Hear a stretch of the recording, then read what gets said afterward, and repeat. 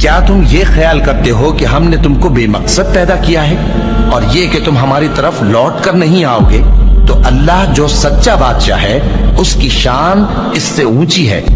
اس کے سوا کوئی معبود نہیں، وہی عرش کریم کا مالک ہے۔ اور جو شخص اللہ کے ساتھ اور معبود کو پکارتا ہے جس کی اس کے پاس کچھ بھی سند نہیں، تو اس کا حساب اس کے رب کے ہاں ہوگا۔ کچھ شک نہیں کہ کافر کامیاب نہیں ہوں گے، اور اللہ سے دعا کرو کہ میرے پروردگار مجھے بخش دے اور مجھ پر رحم کر، اور تو سب سے بہتر رحم فرمانے والا ہے۔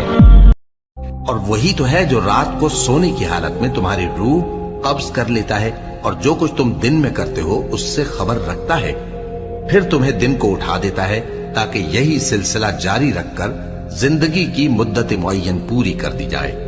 پھر تم سب کو اسی کی طرف لوٹ کر جانا ہے، پھر وہ تم کو تمہارے عمل جو تم کرتے رہتے ہو ایک ایک کر کے بتائے گا،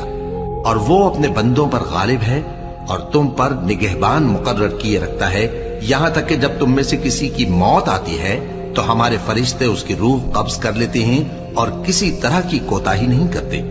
مسلمانوں، کیا تم یہ چاہتے ہو کہ اپنے پیغمبر صلی اللہ علیہ وآلہ وسلم سے اسی طرح کے سوال کرو جس طرح کے سوال پہلے موسیٰ سے کیے گئے تھے؟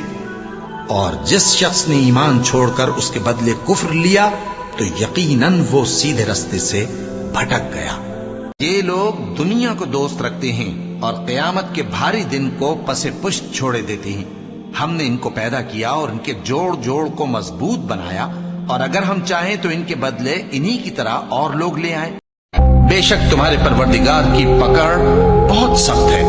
وہی پہلی دفعہ پیدا کرتا ہے اور وہی دوبارہ زندہ کرے گا، اور وہ بخشنے والا ہے،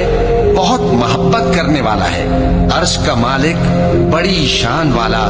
جو چاہتا ہے سو کر ڈالتا ہے۔ اور تم سے نہ تو یہودی کبھی خوش ہوں گے اور نہ عیسائی،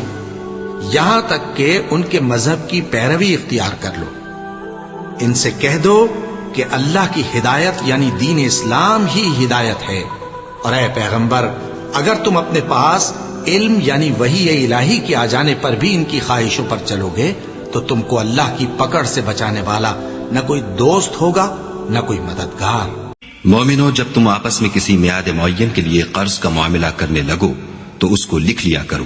اور لکھنے والا تم میں کسی کا نقصان نہ کرے بلکہ انصاف سے لکھے۔ نیز لکھنے والا جیسا خدا نے اسے سکھایا ہے لکھنے سے انکار بھی نہ کرے، اور دستاویز لکھ دے،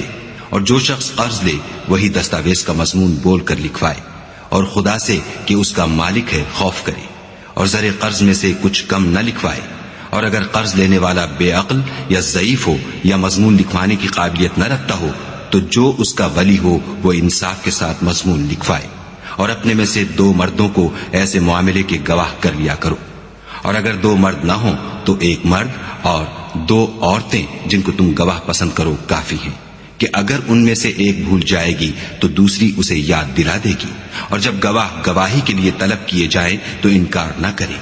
اور قرض تھوڑا ہو یا بہت اس کی دستاویز کے لکھنے لکھانے میں کاہلی نہ کرنا، یہ بات خدا کے نزدیک نہایت قرین انصاف ہے، اور شہادت کے لیے بھی یہ بہت درست طریقہ ہے، اس سے تم کو کسی طرح کا شک و شبہ بھی نہیں پڑے گا۔ ہاں، اگر سودا دست بدست ہو جو تم آپس میں لیتے دیتے ہو، تو اگر ایسے معاملے کی دستاویز نہ لکھو تو تم پر کچھ گناہ نہیں، اور جب خرید و فروخت کیا کرو تو بھی گواہ کر لیا کرو، اور کاتب دستاویز اور گواہ معاملہ کرنے والوں کا کسی طرح کا نقصان نہ کرے۔ اگر تم لوگ ایسا کرو تو یہ تمہارے لیے گناہ کی بات ہے، اور خدا سے ڈرو اور دیکھو کہ وہ تم کو کیسی مفید باتیں سکھاتا ہے، اور خدا ہر چیز سے واقف ہے۔ اور اگر تم سفر پر ہو اور دستاویز لکھنے والا نہ مل سکے تو کوئی چیز رہن باقبضہ رکھ کر قرض لے لو، اور اگر کوئی کسی کو امین سمجھے یعنی رہن کے بغیر قرض دے دے تو امانت دار کو چاہیے کہ صاحب امانت کی امانت ادا کر دے، اور خدا سے جو اس کا پروردگار ہے ڈرے۔ اور دیکھنا، شہادت کو مت چھپانا، جو اس کو چھپائے گا وہ دل کا گناہگار ہوگا، اور خدا تمہارے سب کاموں سے واقف ہے۔